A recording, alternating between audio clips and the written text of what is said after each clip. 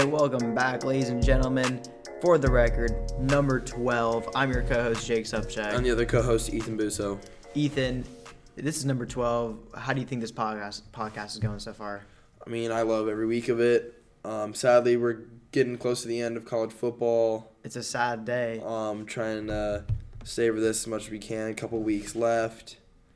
But we got plenty to talk about today. Yeah, oh my goodness. Oklahoma, Baylor. That was a very good game, especially because I didn't expect the start that we saw out of Baylor. I still think this shows that they're a solid team. They weren't a joke. I didn't think it was going to be that close of a game, to be honest. I just when Baylor went up early like they did, I didn't see them closing out Oklahoma that fast. I kind of saw the comeback coming, but Oklahoma had multiple chances to come back earlier in the game. I mean, Hurts fumbled within the 10-yard line. Hurts is not that good. I don't think he is that good. His stats are so padded because he plays in the Big 12. He doesn't play against any defenses. Anytime he goes against a ranked team, he plays like terrible. I mean, I just don't understand why everyone thinks he's so good. I think Justin Fields is way better. I'd agree with Justin Fields being better, but it's hard to tell about some of these Big 12 QBs just because of the defenses that they play. But Hurts had one interception and 2 fumbles last week, which they were all 3 of those turnovers were crucial. And they still ended up, winning the game, which was a big win for Oklahoma. And I don't think they've seen the last of each other, though. I think they'll be seeing each other in the Big 12 title game. Oh, yeah, I agree. Texas has 4 losses for the 8th year in a row. Yeah, I saw that yesterday. I cannot believe that Texas hasn't lost less than 4 games. That's crazy. In the last 8 years. Ever since Mac Brown kind of left, even at the end of Mac Brown's career, he wasn't doing very well. I mean, it's been since 2009, the year that they went and won the Big 12 and played Alabama in the national championship. That was the last time they had less than 4 losses. Yeah, I mean, and it's crazy to think, too, because we've seen Texas as one of the top teams multiple times in those 8 years. Yeah, and they just drop out. Yeah, and it's tough to see. Iowa State getting the last-second field goal. Huge win for Iowa State, and Iowa State's not a team that you can just cruise by. And they've still got to play Kansas State, but Iowa State, they're a solid team. Man, you know what really surprised me? LSU against Ole Miss. LSU did not play that well. I question their defense a lot. 400 yards of offense. To Ole Miss. Yeah. That's not your championship team. That's not your number 1 team in the country. Is ridiculous. Got to get better defensively if they want to win the national title. Yeah, seriously. I don't know. And it's Ole Miss. Like, you can't do that against Ole Miss. Especially like what LSU lacks is their defense, and everyone's calling them DBU, but they're giving up 400 yards of offense to Ole Miss. Yeah. They're the number 1 team in the country, but Ohio State is the number 1 team in offense and in defense. Yeah, I saw that. I think Ohio State's clearly the best team in football right now. But they're gonna have to. It looks like they're gonna have to play Clemson first round. Yeah. Which is gonna be a huge one. You think they'll play a first round against Clemson? It looks like LSU's not going to drop from that 1 seed, and I don't see either of them dropping. I don't know. I can see Ohio State moving up after they beat Penn State and if they beat Michigan. Yeah, and then they're going to have to play, looks like Minnesota. In the Big Ten championship. In the Big Ten championship game. So I could see. So those meet LSU's wins that they have. Those are 3 huge ranked opponents, especially probably going to be all of them going to be top 15 teams. I really hope so because I want to see Ohio State and Clemson in the title game. I don't want to see them play each other first round because I think they are the best 2 teams in football right now. Yeah, Clemson's really picking up steam. Trevor Lawrence has turned everything around. Yeah, he has. He was getting kind of trashed earlier in the season, and his last 5-6 games have just been unreal. Everyone's talking about them not playing anybody. Wake Forest, arguably the best team they've played, they just beat them 52-3. Yeah. So I'd be scared if I was any team that has to play Clemson relatively soon. And the thing is that they get to rest their players going into the playoff. So that's and one thing that I really noticed is, Georgia, They just clinched their 4th or 5th straight SEC East title. So they'll be meeting LSU in the SEC championship. I like Georgia to win that game. Really? I really do. But they've got to be able to just keep it going the whole game. They start off hot early in the game, and they've got to be able to keep it going. I do expect Georgia to win that game. And that's an interesting call. I think Georgia's a lot better defensively, and I think on offense, Georgia isn't as explosive as LSU is. But if they get going early in the game and they can keep it going, If Jake Fromm performs, they're in for a win. But you got to keep Joe Burrow in check. yeah, Burrow right now has been the best quarterback in football. I think it's pretty obvious he's going to win the Heisman now. But I don't know. I mean, Georgia looks like they're going to get. It looks like if they win, they're in to the playoff. Oh, yeah. What do you predict the playoff will be? As of right now, I think it'll be Ohio State will become number 1 at some point after the end of the season. Number 2 is going to be Clemson. Number 3 will be LSU. And number 4 is going to be, I want to say Oregon at this point. I'm going to say Oregon. One thing is I like Oregon at the 4 spot, but if the committee has Alabama right now above Oregon, then how does Oregon go about hopping? I think the committee's going to take into consideration that Alabama's best player is now out for this season. I think the committee's going to see that and they're going to recognize it because I don't think Alabama is going to be able to perform at the height they were when they had 2 at the quarterback position. I agree with that. I'd say I'm going Ohio State, Clemson. I'm going to put Georgia in there. I'm going to say Georgia's going to beat LSU Okay. in the SEC title game. And I'm going to go with Oregon at the 4. I think the way Oregon will hop Alabama is, again, the fact that Tua is injured. And then their biggest win of the season is going to be against Utah, the number 7 team in the country. Yeah. In the Pac-12 title game, which is going to be huge for Oregon because they need that marquee win. Yeah, they do. In probably the last point we're going to talk about in college football this week was, what do you think of that Iowa win against Minnesota? I think it's huge for Iowa. It carries them. It gives them a bright spot considering they have no big wins this season. Now they do, and For Iowa, they've got, what are their last 2 games? I know they have to play Nebraska last game of the season in Nebraska. Again, they should be fine in that game, but Nebraska showed some signs of life this weekend. I was really proud. I wouldn't say proud. I was happy with the way they played. Yeah. Jonathan Taylor. It could have been worse considering that your 2 best run stoppers were hurt. And your best playmaker on offense was hurt in Wan'Dale Robinson, and you still only lose the game by 2 possessions.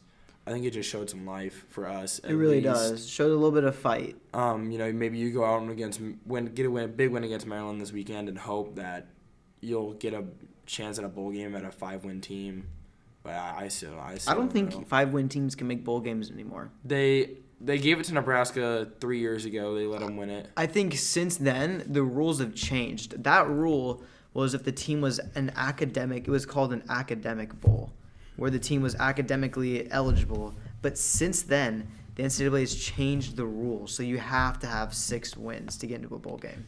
Also, I don't even know if there probably will be enough 6-win teams. It also just comes down to how many 6-win teams there are.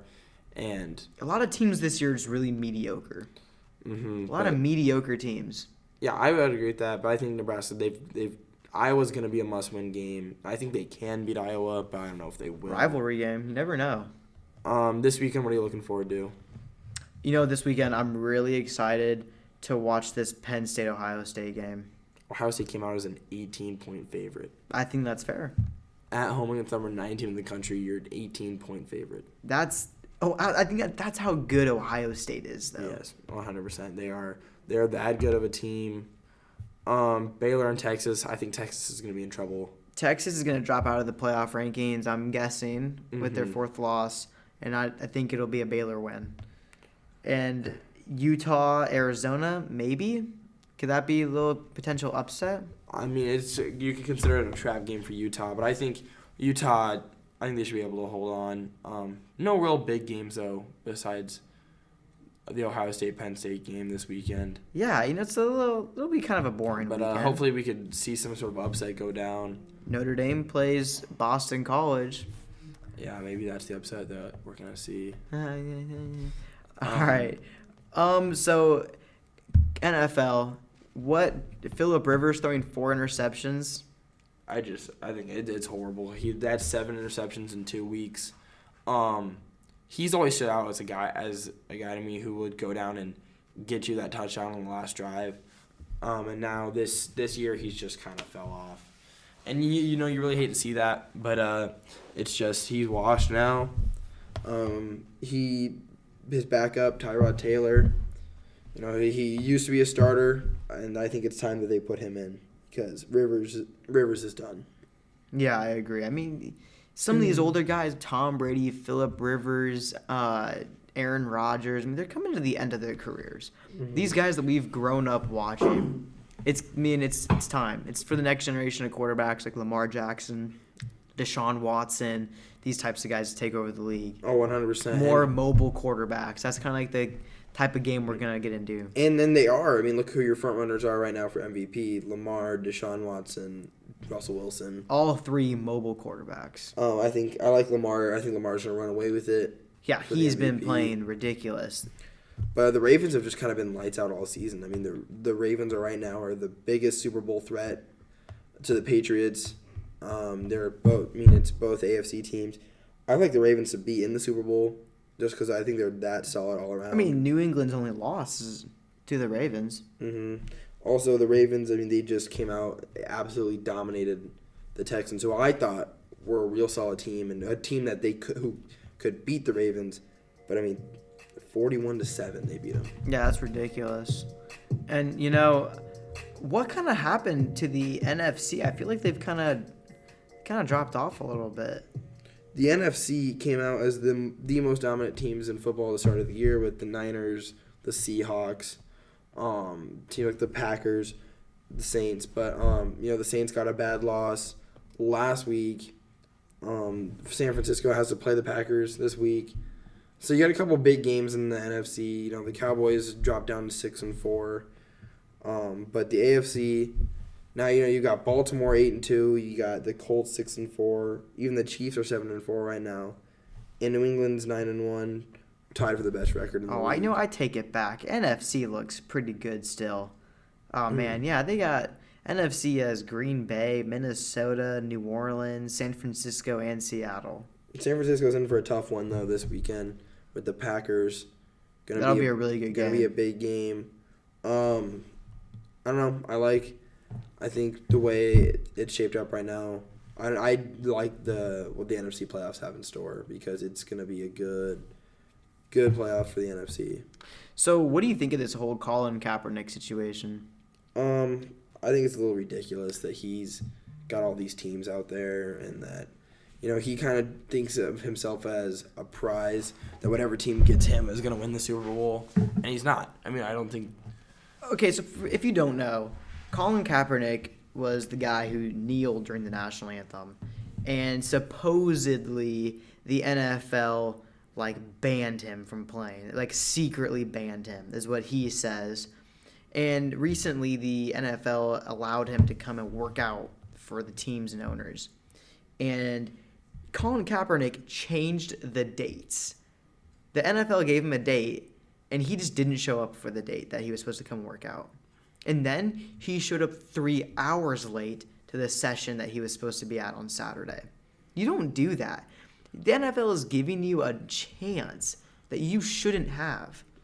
I mean, I think it's ridiculous. He needs to go out there and show each team what he's capable of, and maybe he gets signed. I still don't. I mean, I think not only is it that the NFL doesn't like him, it's just maybe he's just not good enough to be a starting quarterback. Do you remember? I don't know if you remember, but when his final years, he was like a third string on a bottom tier team. Yeah, he hasn't really been much. Ever since Harbaugh left the 49ers and after that Super Bowl win, he hasn't been anything. And especially he's been out for 3 years. Yeah. I don't know why we take a guy who hasn't really been playing real football in these last 3 years, rather than a young guy who you can pick up from college. I completely agree. I don't think if I was a team, I don't think I would sign him unless you really needed a quarterback right now. I would rather take my chances on a young guy. Yeah, I completely agree. So with the NFL or the NBA, I'm sorry, the NBA, Luka Doncic, 40-point triple double. That is ridiculous. Yeah, I mean, he's having a good season, but I have never really been much of a Luka fan. But Really? he's playing ball right now. I don't think he's going to be able to keep it up all season. But, I mean, he's putting up MVP numbers right now. But, yeah, I don't see him winning an MVP or Dallas making a playoff Who's your early NBA champ? I think it's the Lakers. I think it's no question that the Lakers got to be the favorites. They just right now the difference between this year and last year is LeBron just had these young guys who he had to keep in check all the time. This year he's got all veterans that all look like they're having fun playing together. So It's so weird to look at the standings and see Boston, like the Celtics and the Lakers at number one. Just like back in when it was Kobe versus the big three. Yeah. It's good times. I like what the Celtics are doing right now, and I like what the Lakers are doing right now. And I think we'd all love to see that NBA Finals matchup. Oh my gosh, yeah, it'd be awesome to watch. You know, I kind of see when you look at the rankings and the standings in the NBA, you either are really good or you're really bad. It looks like. Oh yeah. It looks like there is really no in between as of right now. Yeah, I mean, if you look at the West playoff standings, the 8 seed is an 8-win team, and then the 9 seed is a 5-win team. Yeah. There's a fine line between the top 8 and the bottom 8. It's very interesting. But I think that's pretty much it for the NBA. Anything Yeah, else we need to add in? I don't think so. I think that's about it. It's been kind of a quiet week regarding sports. Hopefully we can get something going this weekend, but at least in college football, I'm not expecting much. Couple big games, but Yeah, but so there's an ESPN commentator who does baseball. He's from Prep, and we've been kind of talking to him, trying to talk to about getting him on the podcast pretty soon. So look out for that. But besides that, that should wrap it up this week. all right, thank you guys for listening.